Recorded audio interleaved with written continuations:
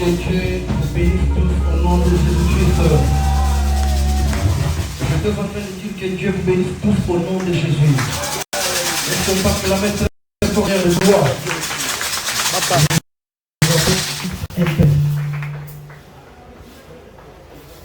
Merci beaucoup, Madame la louange.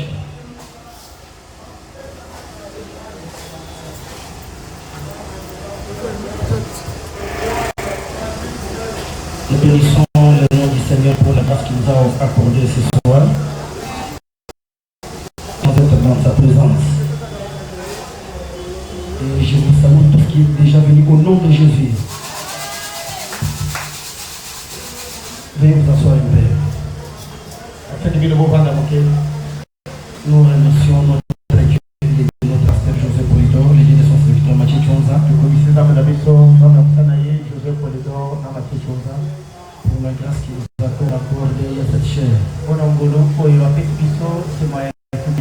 quelques instants. Je bénis son serviteur Mathieu pour la confiance qu'il a aussi donnée. Que Dieu lui bénisse beaucoup. Je bénis tous qui ont prié ici depuis le matin. C'est la bonne. Que Dieu nous bénisse au nom de Jésus-Christ.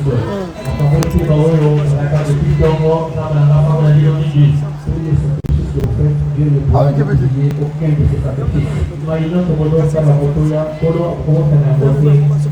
Dieu n'oubliera aucun de ses sacrifices.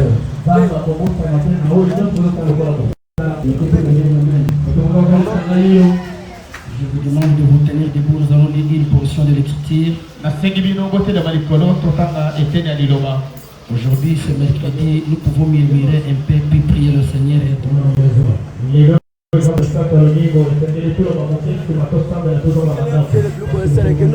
les autres bougés trop.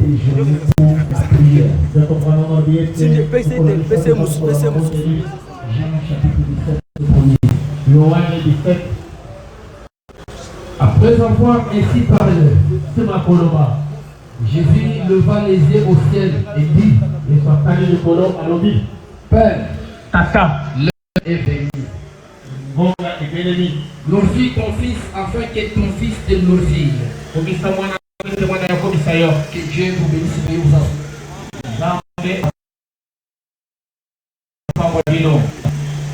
Je demande à Mathieu de faire un mot de prière pour consacrer ces instants.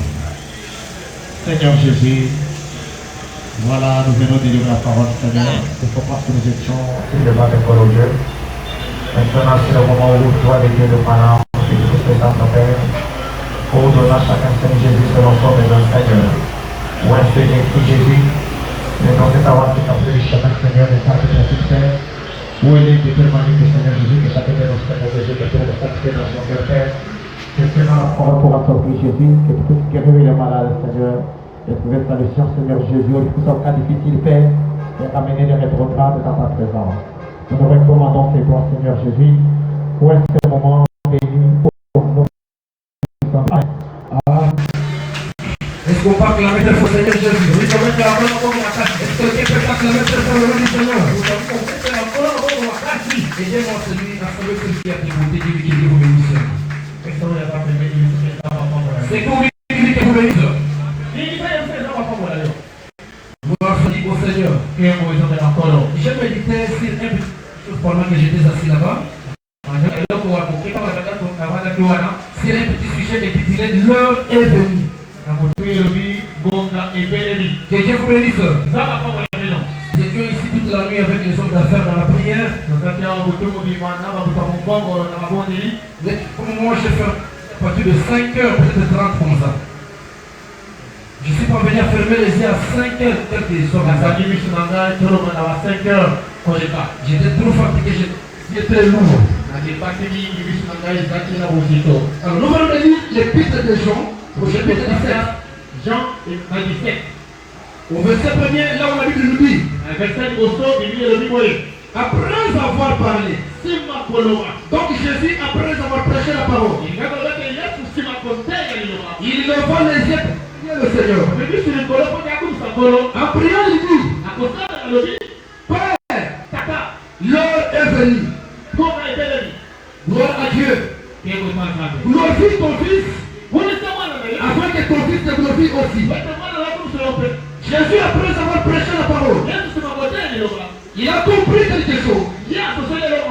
Parce que le temps avant le temps, ce n'est pas le temps.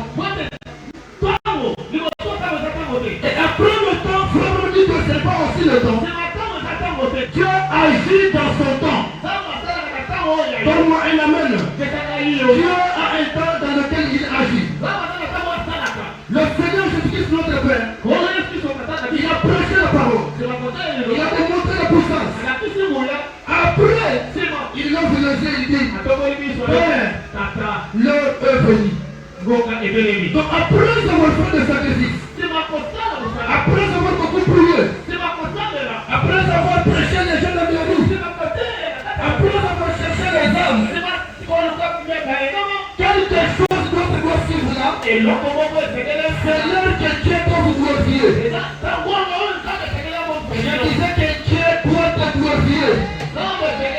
Après avoir prié, nous nous attendons tous à lire la réponse. Parce que lorsque vous priez, nous avons pris 3 jours de prière. Après, nous avons pris 3 jours de prière. Amen.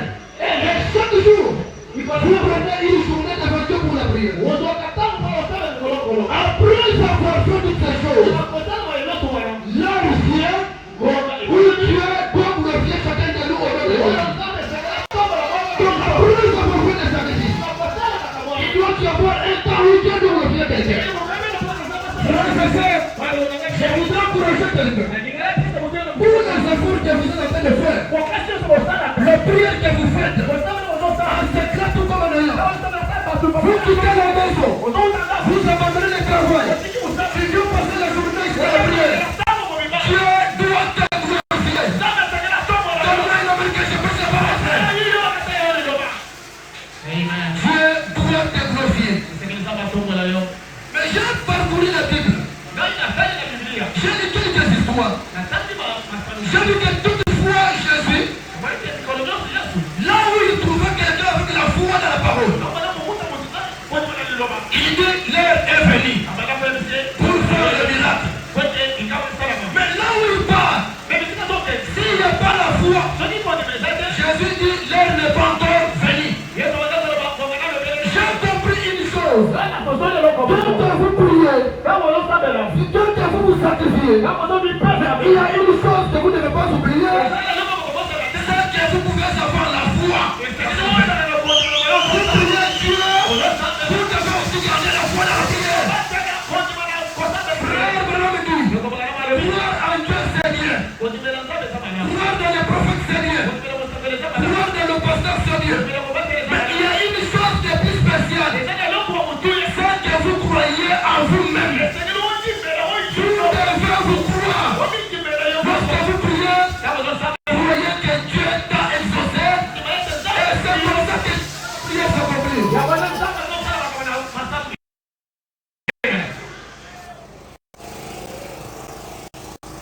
Je dis dans l'heure est venue. Prochain le 15 avril, ce soir. Le paragraphe 18. Eh bien, Jésus parlait ici, disons. Jésus parlait ici, disons. Père, le moment est venu. Eh bien, il y a des saisons pour toutes choses. Voyez-vous cela? Il y a une saison où vous aimez. Il y a aussi une saison où vous mentionnerez. Et il y a une saison où le temps propice arrive pour que les choses s'accomplissent.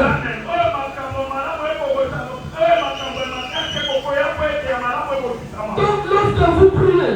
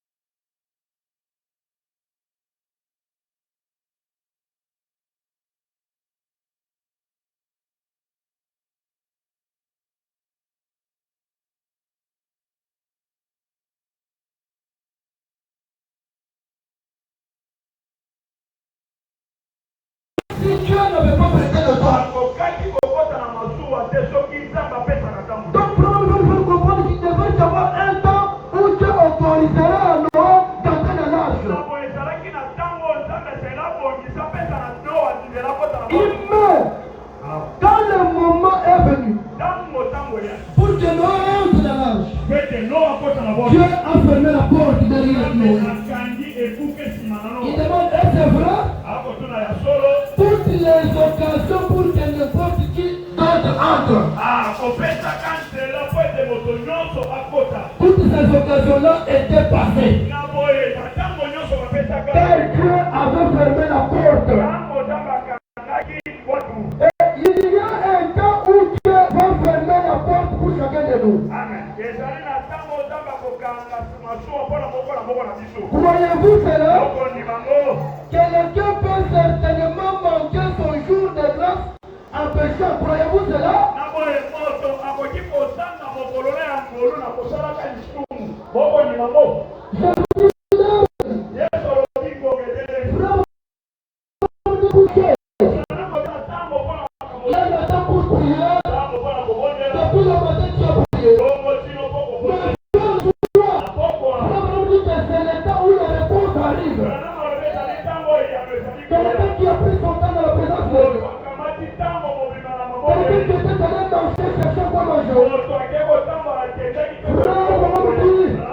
Il y a un temps où Dieu doit accomplir sa promesse. Il a donné un temps pour construire l'arche. Et Noé devrait aussi attendre un temps pour fermer l'arche. Frères et sœurs, quelque chose qui est à vous, même si les temps passent, si c'est à vous, Dieu va l'accomplir. Si Dieu vous a fait une promesse, si quelque chose vous appartient réellement, même si le temps passe, même si le temps coule, il y aura toujours un temps de Dieu où Dieu va dire que l'heure est venue maintenant pour que je puisse venir mon enfant. Est-ce qu'on peut me donner le nom là-bas? Chaque chose doit avoir un temps. Bien que vous marchiez, bien que vous parlez, bien que vous faites des choses, mais vous devez croire que chaque chose doit avoir un temps. Mais le Dieu que nous avons pris, il agit sur base de la foi de quelqu'un. Si votre foi est trop grande, Dieu est capable de prendre la bénédiction qui était à cause de ta prière d'aujourd'hui, à mener cette bénédiction jusqu'à toi. Voilà pourquoi il ne faut pas oublier la prière. Il y a des temps ici qui devraient travailler après 5 ans. Il y a des temps ici qui devraient exercer après 10 ans. Mais à cause du fait que quelqu'un s'est mis à genoux, il a dit à Dieu, Seigneur, montre-moi les dons que tu m'as donnés. J'aime que les dons que tu m'as donné travail. J'ai pris la promesse là. Il est venu jusqu'à te le donner aujourd'hui. Voilà pourquoi les dons qui pouvaient agir après 10 ans est capable d'agir aujourd'hui parce que quelqu'un a prié. La prière a une grande efficacité vraie. Est-ce qu'on peut me donner la main? Je l'ai rêvé. Écoutez dans Jean chapitre 2 verset 1er. 3 jours après, il y eut des noces à Cana, en Galilée. La mère de Jésus était là. Verset 2. Et Jésus fut aussi invité aux noces avec ses disciples. L'enfant ayant manqué, la mère de Jésus lui dit, mais ils n'ont plus du vin. Amen. Vous comprenez ici, la mère de Jésus, ce n'était pas celle qui avait préparé la fête. Quelqu'un croit comme cela? Cette fête n'était pas préparée par elle. Elle était aussi une invitée comme tout autre. Le Seigneur Jésus aussi était invité comme tout autre. Mais voilà une chose qui arrive.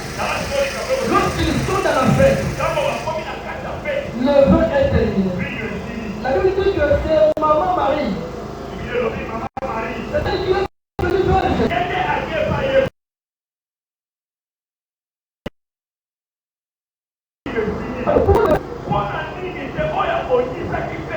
N'avait pas reconnu la présence de Jésus. Autrement dit, il était un interdit, il ne croyait pas la parole.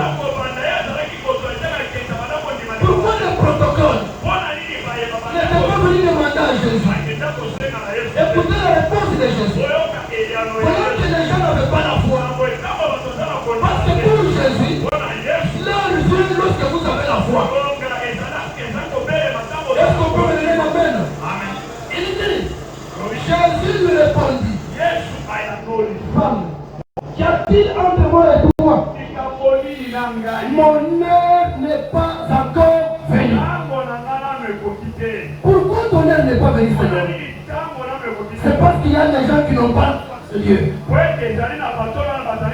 Parce qu'il y a des gens ici qui ne croient pas. Lorsque vous ne croyez pas, le temps de Dieu n'est pas encore accompli pour vous venir. Mais si vous croyez, c'est le temps de Dieu pour votre guérison. Quelqu'un va écouter. Ici, il a dit mon temps n'est pas encore venu. Pourquoi? Parce que c'était sa maman qui avait lui dit. Mais l'homme qui avait fait la fête n'avait pas pensé à ça. Donc comme tu n'as pas la foi, pour Jésus, l'heure n'est pas venue. Lisons le deuxième témoignage. Jean chapitre 7, verset 1. Après cela, Jésus parcourit la Galilée. Donc il ne voulait pas séjourner en Judée. Parce que le chiffre cherchait à le faire mourir. Or, la fête des Juifs, la fête des tabernacles était proche. Et ses frères lui disent, pars d'ici et va en Judée, afin que tes disciples voient aussi les œuvres que tu fais. Personne n'agit en secret. Lorsqu'il te dit paraître, si tu fais des choses, montre-toi au monde. Le frère de Jésus, il peut lui dire, quitte ici, allez en Judée, là où il y a tes disciples. Comme tu veux faire le miracle, c'est vrai. Pourquoi faire le miracle en cachette? Allez-y le faire pour que le monde te voie. Verset 5. La Bible dit, c'est parce que ses frères non plus ne croyaient pas en lui. Est-ce que tu peux voir une main là-bas? Le frère de Jésus ne croit pas en lui. Voilà pourquoi ils lui ont dit ça. Écoutez maintenant la réponse de Jésus. Là où il n'y a pas la foi, là où il ne croit pas en lui. Jésus leur répondit, mon temps n'est pas encore venu. Est-ce qu'on peut me donner la main là-bas? Chaque fois lorsque Jésus ne trouvait pas la foi, le temps de faire de miracles n'était plus là. Si Jésus vient, il vous trouve vous prier, mais vous ne croyez pas dans votre prière. Donc le temps de miracle n'est pas encore venu. Si tu veux que Jésus fasse un miracle, Jean chapitre 12. Maintenant il rencontre une autre catégorie de gens. Jean chapitre 12 verset 20. Écoutez ceci. Quelqu'un m'écoute là-bas? Est-ce qu'on m'écoute là-bas? Que Dieu vous bénisse. Quel est le grec du nombre de ceux qui étaient montés pour adorer pendant la fête? Il s'adressait à Philippe. Le Philippe de Bethsaïda en Galilée. Et lui dit avec insistance, Seigneur, nous voudrons voir Jésus. Pour cette catégorie de gens, elles n'étaient pas des incrédules.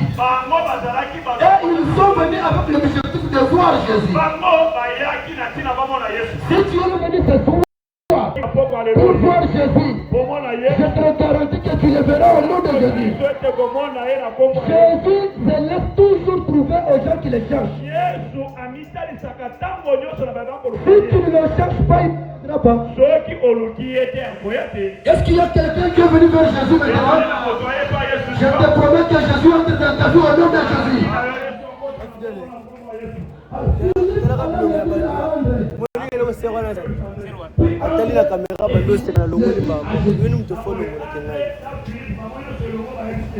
Ils ont dit à Jésus, bon, beaucoup de gens ici. Ils ont besoin de te voir. Alors, comme ils sont venus voir Jésus, comme toi aussi tu es venu ce soir, écoutez la réponse du maître. Au verset 23, Jésus leur répondit, l'heure est venue où le Fils de l'homme doit être glorifié. Là où Jésus trouve la foi, il se montre. Je disais que là où Jésus trouve la foi, il se montre. J'étais en train de dire que ce soir tu as la foi, Jésus entre dans ta vie. Que Jésus prenne ta vie. Que Jésus entre dans ta vie. Parce que tu as la foi. Les autres sont venus pour se moquer de lui. Jésus ne s'est pas montré à eux. Il a dit mon temps n'est pas encore venu. Parce que à eux, il n'y avait pas la foi. Mais lorsque les glaives sont venus, parce qu'ils croient, parce qu'ils ont la foi, Jésus répondit, maintenant mon temps est arrivé. Je voudrais dire à quelqu'un qui est ce soir, par l'inspiration divine, comme tu es venu avec la foi pour voir Jésus, l'heure est venue pour que Jésus te glorifie. L'heure est venue pour que Jésus te montre sa gloire. Je disais que l'heure est venue pour que Jésus te glorifie. Je disais que l'heure est venue pour que Jésus te glorifie. L'heure est venue pour que Jésus te lève. L'heure est venue pour que les gens qui sont en toi soient en exercice. Que Dieu entre dans ta vie au nom de Jésus. Parce que tu as la foi. Mes frères, nous ne faisons pas la comédie de jouer la chair. Là où il y a la foi, l'heure est venue pour la bénédiction. S'il n'y a pas la foi, Jésus dit mon heure n'est pas encore venue. Est-ce qu'on peut me donner un amen? Il y a quelqu'un qui a bien compris cela. Voilà pourquoi au-delà de ta prière que tu as faite, il doit ajouter aussi la foi. Il doit d'abord croire en toi-même. Il doit croire que la prière que tu as faite, Dieu t'a écouté. Dieu n'est pas un objet imaginaire. Dieu, c'est une réalité visible. Comment ça croire que Dieu est visible, frère? Croyez que Dieu n'est pas une imaginaire. C'est pas une imagination de Dieu. Dieu est une réalité. La Bible dit que celui qui s'approche de Dieu doit dire que Dieu existe. Et il est le rémunérateur de ceux qui le recherchent. Là où Jésus trouve la foi, l'heure est venue pour le miracle. Seigneur trouve la foi ce soir. Et bénis quelqu'un au nom de Jésus. Trouve la foi de l'état. Quelqu'un arrive pour bénir quelqu'un. Lorsque tu viens avec une détermination, à ce moment-là, l'heure est venue pour que Dieu te montre sa gloire. Amen. La foi de Marie. Prêchez le 9 avril 59. Voilà, le paragraphe 30.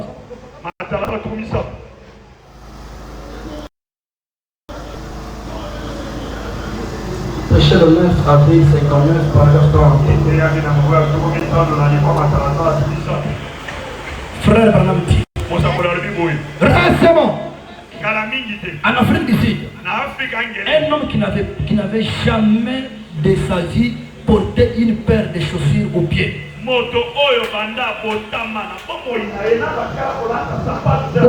toute sa vie, il n'avait jamais porté les chaussures parce qu'il avait les pieds comme ça.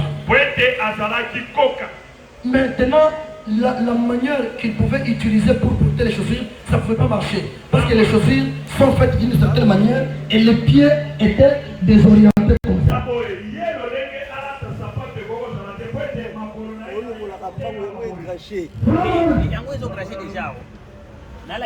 Il n'avait jamais porté une paire sous le pied. Et là, au fin fond, dans les jeunes, en tant qu'un prophète, il était né là.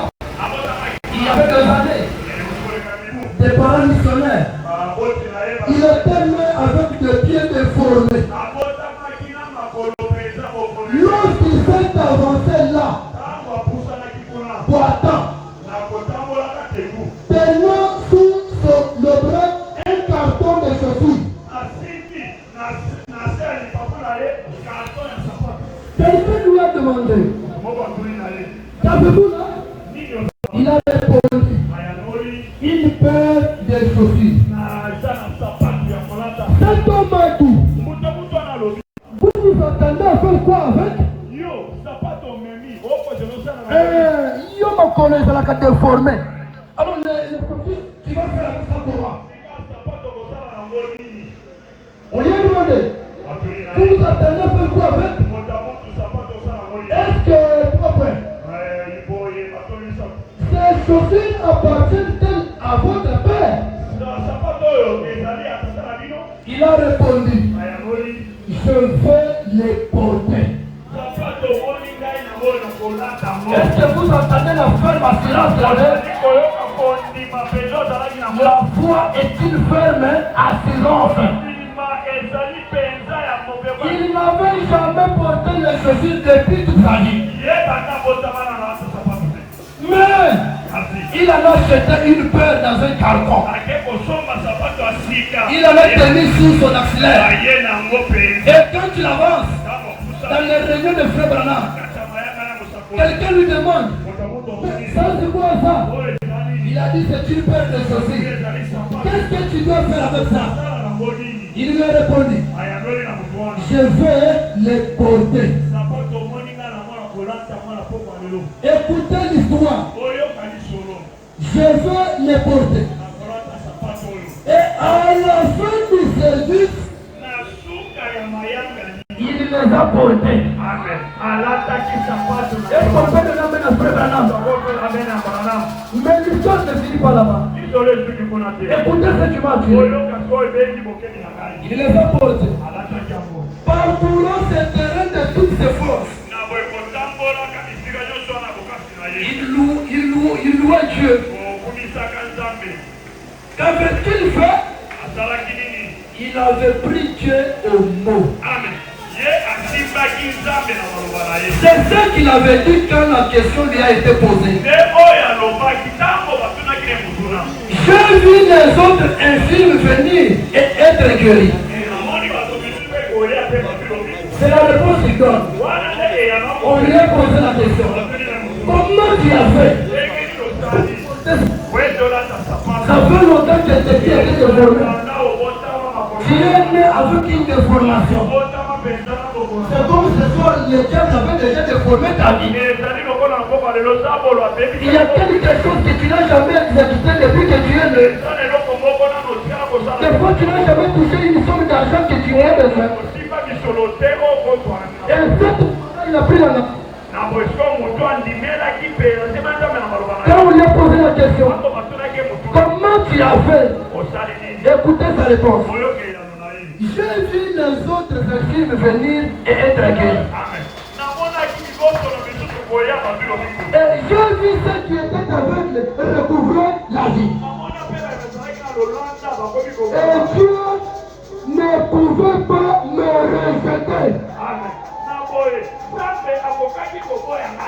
ne pouvait pas me rejeter.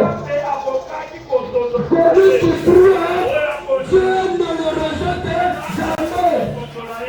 Si tu crois ce soir, Dieu ne va pas te rejeter. Je t'ai appelé par la personne.